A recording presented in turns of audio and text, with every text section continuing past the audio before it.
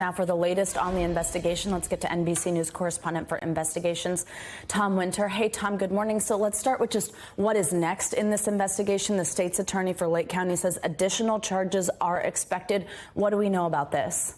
Right, Savannah. So this is obviously going to speak to the victims here who did not die but were shot by this individual. They're going to want to charge him for those as well. As Shaq alluded to, just one conviction on any of these homicide counts because of the nature of which they were charged is effectively a life sentence for this shooter.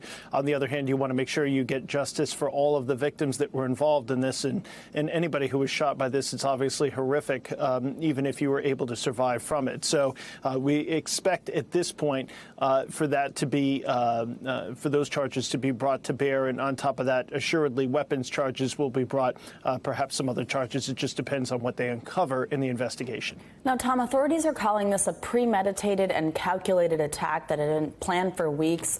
Do we have an idea here about what the motive could be? I know that's always something difficult to determine, but does the fact that they have enough evidence to say he was planning it help us in determining that? Right. Well, unlike other recent shootings that we've had, there is the possibility here that we might get to the bottom of why this individual did what they did. I think one of the reasons for that, first off, they're alive. That's a difference from, say, the Uvalde shooting. But what we also have here is a prolific online social presence.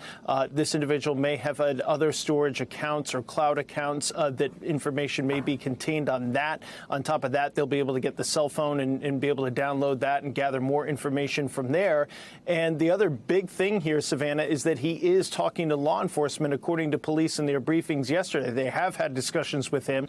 We don't know to the extent of that cooperation, but presumably any information is better than none. So it is quite possible that we'll get to the point of motive. We may even see that come out in court papers. That could be part of the additional charges. It just depends upon what they find and what he says. Tom, in addition to him speaking with police, I mean, we're learning a lot from his own presence online, these music videos depicting school shootings. We also now know that law enforcement were called to his home for 2 incidents in 2019, including one where he was threatening to kill family members. Knives, a dagger was confiscated.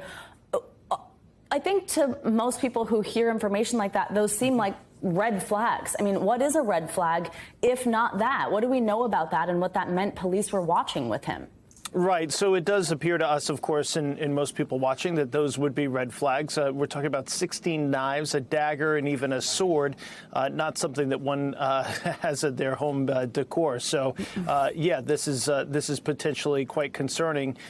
The issue here is what is legally a red flag and what that actually means when those type of laws, and Illinois has a type of law that's commonly referred to as red flag, what that means legally versus all the things that we're looking at, kind of this culmination of evidence, if you will, that this individual had serious issues. I think when you look at the red flag law, it's something that only speaks specifically to guns. It's important for people to know it's not just something that law enforcement can use.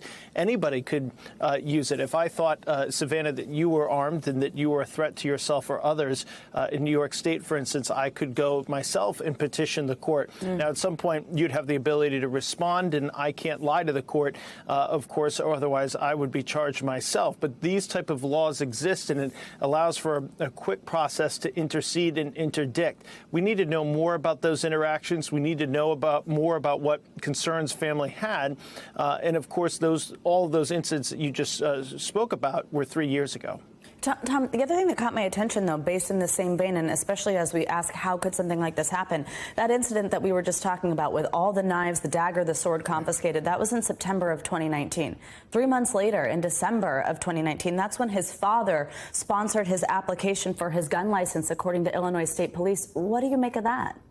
Well, I mean, the issue is it's not necessarily legal for him to have those knives, and if police at that point don't have probable cause to make an arrest, in other words, he didn't run afoul of state law, there's nothing there that they could have charged him for. Of course, if he was charged and convicted at the felony level, he would not have been able to get a gun. That's an important thing for people to know. But you know, they kind of came right up to that line, but didn't cross it, Savannah, and that's the reason why he was able to get that state ID card, which allowed him to purchase the guns, all of which were purchased legally, as we first reported yesterday, and why this tragedy was allowed to occur. Thanks for watching our YouTube channel. Follow today's top stories and breaking news by downloading the NBC News app.